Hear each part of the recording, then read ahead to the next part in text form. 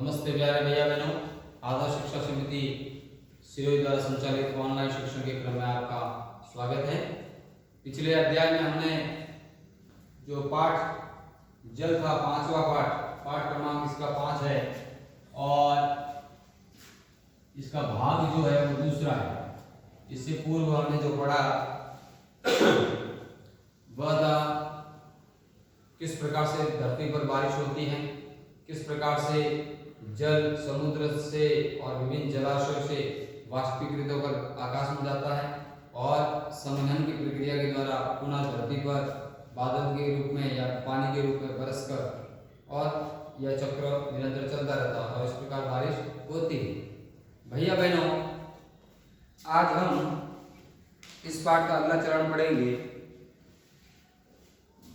इसमें है महासागरीय परिसंचरण। महासागरीय परिसंचरण का मतलब यहाँ पे है कि किस प्रकार से महासागर के जल के ऊपर लहरें उठती हैं, किस प्रकार से महासागर के ऊपर पानी की बड़ी बड़ी लहरें चलती हैं, क्या महासागर के भीतर भूकंप आता है क्या। इस प्रकार के प्रश्न जो हमारे मन में है, उन प्रश्नों को हल करने का प्रयास हम करेंगे, समझने का प्रयास इस पाठ के माध्यम से करेंगे। भैया बहनों, प्राय आप समुद्र के किनारे कभी घूमने गए हो या ऐसा दृश्य आपने देखा हो, अनुभव किया हो, तो उसमें आप ये देखते हैं कि वहाँ की मिट्टी जो है कुछ लवणीय होती है, वहाँ ठंडी ठंडी किनारों पे हवा चलती है, लहरें उठती हैं, गिरती हैं। इस प्रकार का दृश्य आपके सामने वहाँ उपस्थित होता है।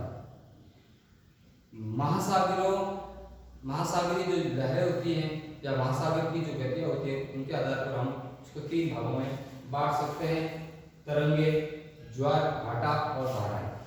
ये 3 प्रश्न या ये 3 शब्द जो है हमारे सामने निरंतर उठते हैं और उनका आज हम उसको हम पढ़ेंगे और उसके संबंधित जो प्रश्न हमारे मन में है वे उनको हल करेंगे। तो देखिए भैया बहनों, तरंगे, सबसे पहले हम समुद्र को ध्यान से देखते हैं तो देखते हैं उसके ऊपर हल्की सी लहरें आती हैं।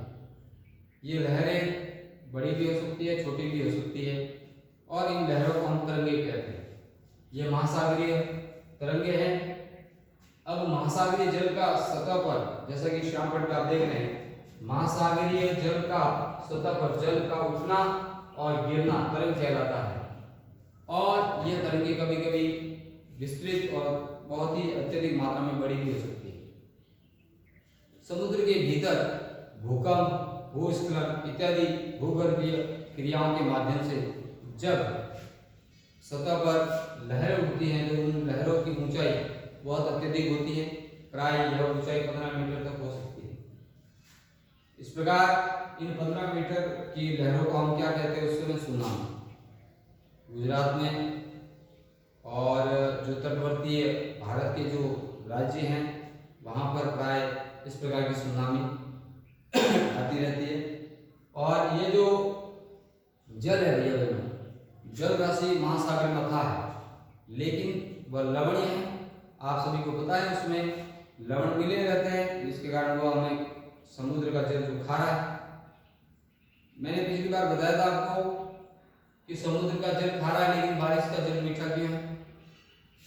समुद्र का जल जो खारा है वह लवण के कारण है, लेकिन इसी समुद्र से जब जल आकाश में सम्मिलित होकर जाता है तो लवण जो है नीचे शेष रह जाते हैं और जो शुद्ध जल है जल वाष्प के रूप में आकाश में जाता है और वह पुनः धरती पर आता है तो मीठा जल होता है। और जो लवण समुद्र के किनारे पड़े रहते हैं उन्हें ही नमक कहते हैं और उनको विभिन्न रीतियों से शुद्ध करके हम तक पहुँचाया जाता है।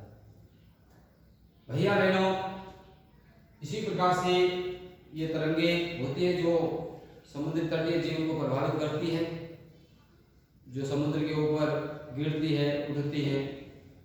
इसी गिरने और उठने के आधार पर ज्वार भाटा को परिभाषित किया गया है।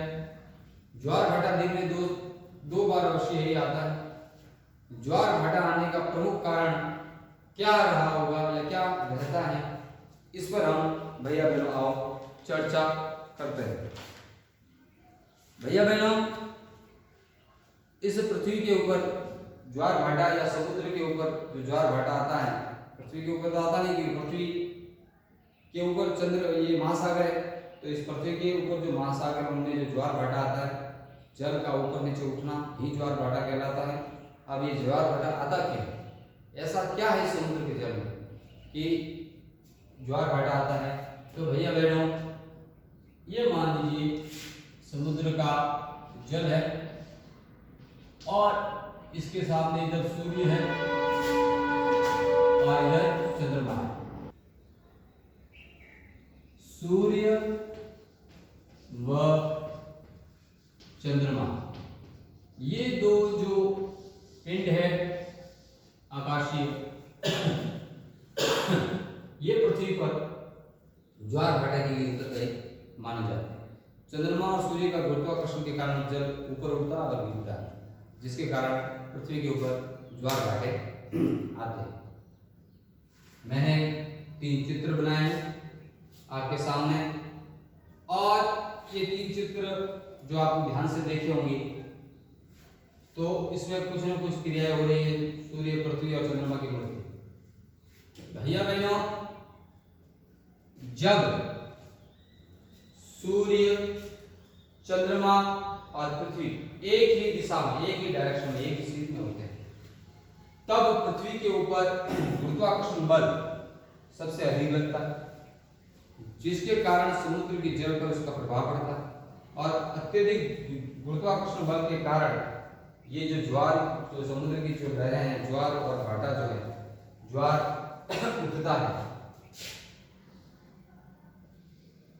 उठता है,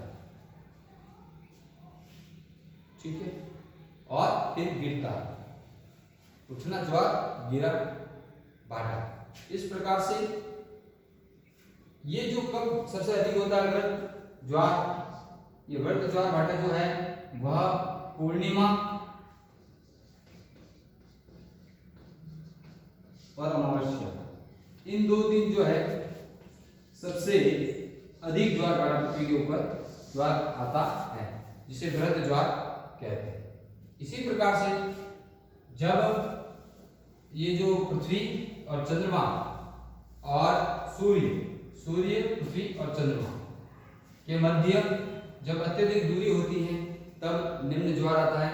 अर्थात कह सकते हैं जब चंद्रमा अपने प्रथम और अंतिम चतुर्थांश में होता है तब पृथ्वी के ऊपर ज्वार भाटा लघु आता है, जिसको निम्न ज्वार भी कहते हैं।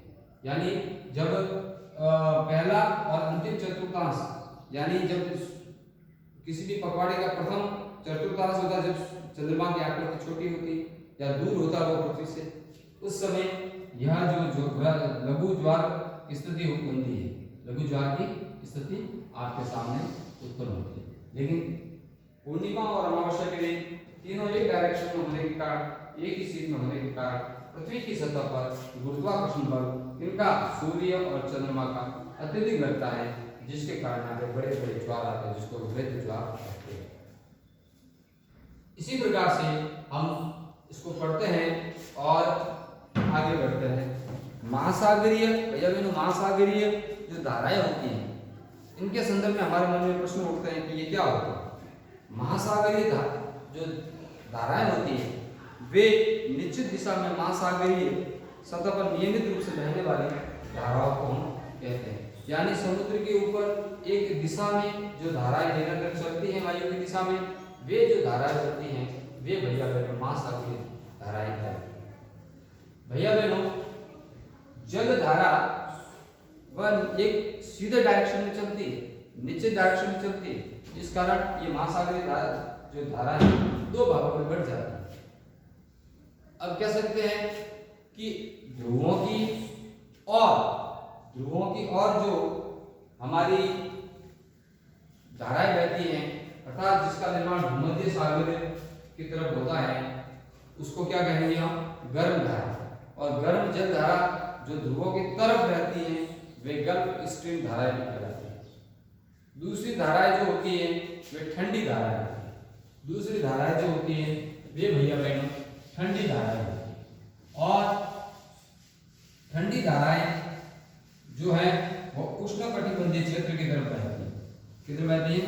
उष्ण कटिबंधीय क्षेत्र की तरफ बहती है, ध्रुवों से उष्ण कटिबंधीय क्षेत्र की तरफ बहती वो ठंडी धाराएं कहते हैं, जिनको लैब्राडोर धाराएं भी कहते हैं, और गर्म है उसको गल्फ स्ट्रीम धाराएं भी कहते हैं। यानी जो गर्म है वे गल्फ स्ट्रीम, और जो ठंडी है वे लैब्राडोर। समझ में आई बात? गल्फ स्ट्रीम और लैब्राडोर धाराएं, ये क्या होती है? धाराएं। वापस से एक बार समझा देता हूं। इनका निर्माण भूमध्य रेखा के पास में होता है या भूमध्य सागर के पास होता है, भूमध्य रेखा के ऊपर होता है, और इनका निर्माण जो है ध्रुवों पर होता है। ये भूमध्य सागर से ध्रुवों की तरफ बहती है, और ये जो ठंडी है जो ध्रुवों से उष्णकटिबंधीय क्षेत्र की तरफ बहती है। इन दोनों धाराओं का जहाँ संगम होता है गल्फ प्लस लैब्रा का, जहाँ संगम होता है वहाँ अच्छा मछली पालन क्षेत्र बनता है, यानी अच्छा मत्स्य क्षेत्र बनता है, जहाँ मछलियों के लिए अनुकूल क्षेत्र पाया जाता है। ये क्षेत्र दो देशों के पास में अच्छा है, जैसे कि जापान और दूसरा है उत्तरी अमेरिका। उत्तरी अमेरिका, वहाँ इन दोनों धाराओं का जो मिलन होता है, जिसके कारण वहाँ पे कौन सा क्षेत्र अच्छा है? मत्स्य क्षेत्र अच्छा है। इस प्रकार से महासागरीय धाराओं को हमने पढ़ा।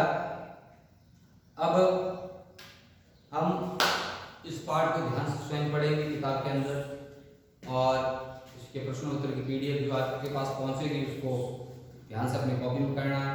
आपके क्षेत्र में भैया जी आते होंगे, कॉपी चेक करते होंगे, उनको चेक करवाना है। और किसी भी प्रकार का आपके मन में कोई संदेह हो तो कमेंट बॉक्स में अवश्य करें।